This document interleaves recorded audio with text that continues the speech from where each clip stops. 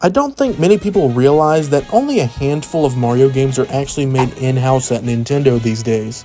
Most are developed by other studios. For example, Mario Golf and Mario Tennis are both developed by Camelot, and Paper Mario is developed by Intelligent Systems. The only ones that are actually made by Nintendo are the mainline platformers like Mario Wonder and Mario Odyssey, and the Mario Kart games. Except for Mario Kart Super Circuit, that was made by Intelligent Systems for some reason. However, sometimes things happen and series have to move to a completely different development studio.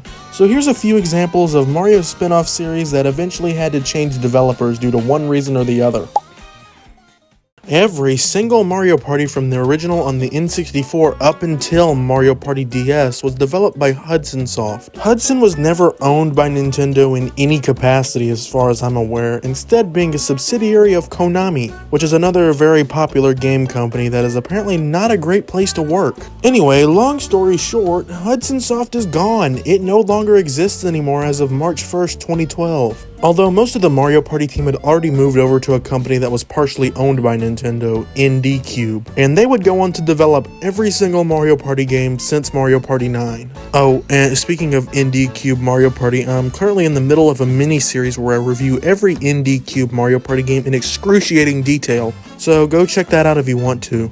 Please, I talked about Mario Party Island Tour for 50 minutes, please go watch the video. Technically, ND Cube no longer exists anymore as of recent because they were renamed to Nintendo Cube shortly before the release of their latest game, Super Mario Party Jamboree. Speaking of their games, are they any good? Well, it's complicated. Like 99% of the population doesn't like most of their Mario Party games. Every single game they made prior to the Nintendo Switch was just not well received for various different reasons each time. But ever since Mario Party Superstars, I'd say they've gotten the hang of making a Mario Party game, at least in my opinion. Super Mario Party, which came before it, is okay, but it still has a lot of problems. And I actually like Mario Party 9.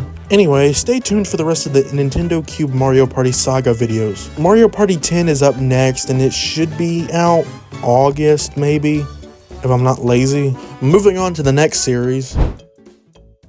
This one is actually really interesting because the first game was made in-house by Nintendo EAD, which was their Mario development studio at the time, and that studio technically doesn't exist anymore due to restructuring prior to the Nintendo Switch era. After the first Luigi's Mansion, there was a 12-year-long hiatus between games. It clearly never left Nintendo's conscience though, because they would reference it constantly, like in Mario Kart Double Dash or Mario Super Sluggers. But still, over a decade with no new Luigi's Mansion in sight. After this long wait, however, we finally got a sequel to Luigi's Mansion in 2013 for the year of Luigi, Luigi's Mansion Dark Moon, or Luigi's Mansion 2 in regions that don't exist in my eyes. This is propaganda. This game was not made in-house by Nintendo, but instead by Next Level Games, a studio with a fairly long history of working with Nintendo. Their first Mario project was Super Mario Strikers back in 2005. Considering that series has a darker and edgier, for lack of better words, look to it, it made complete sense for them to take over Luigi's Mansion since that series is a lot darker than your standard Mario game. Unfortunately, they didn't go for that approach with Dark Moon, instead going for the Halloween aisle at Walmart. This game is just way more cartoony than the original, and I'm not trying to act like the first game is some terrifying horror game, but compared to Dark Moon, it's terrifying. This trend continued with Luigi's Mansion 3, keeping the same goofy atmosphere that Luigi's Mansion Dark Moon had. And while I still like those two games, the original hasn't been topped for me. For the inevitable Luigi's Mansion 4, I really hope they go for a more eerie atmosphere. Not necessarily dead baby within the first 15 minutes of the game level like the first Luigi's Mansion, but just something a little bit more creepy. This story actually comes full circle because in early 2021, Nintendo fully acquired Next Level Games. Although that doesn't mean the Luigi's Mansion series is made by Nintendo again. Just because they own something, that doesn't mean they are that thing. Like, I own this Mario plush, but I am not the Mario plush.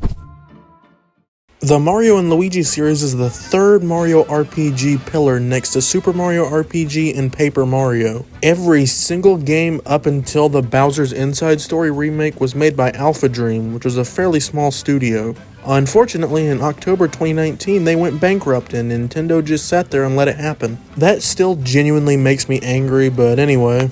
It honestly just seemed like the Mario and Luigi series was done, especially with the remakes of Super Mario RPG and Paper Mario The Thousand Year Door releasing. I mean, Nintendo had literally said the reason Paper Mario was drifting further away from being an RPG was because of Mario and Luigi. So it was fair to assume that Paper Mario The Thousand Year Door getting a remake was kind of proof that Mario and Luigi was dead. But like, literally less than a month after the Thousand Year Door remake released, we got a new Mario and Luigi game announced. So yeah, I was wrong. Mario and Luigi Brothership was announced with no developer named. We would end up having to wait until the game got leaked to learn that a studio called Acquire was making it. And they did a decent job, I guess. I originally rated this game an 8 in my review, but after thinking about it for about half a year, I'm honestly gonna knock it down by a point to a 7. I still really like the game, but the recency bias is definitely worn off, and I'm more easily able to see the flaws. Like, the pacing was pretty bad, Luigi was turned into a glorified Paper Mario partner, and the frame rate and load times on the original Switch were really rough. But hey, I've heard Acquire listens to criticism fairly well, so I'm intrigued to see what comes next.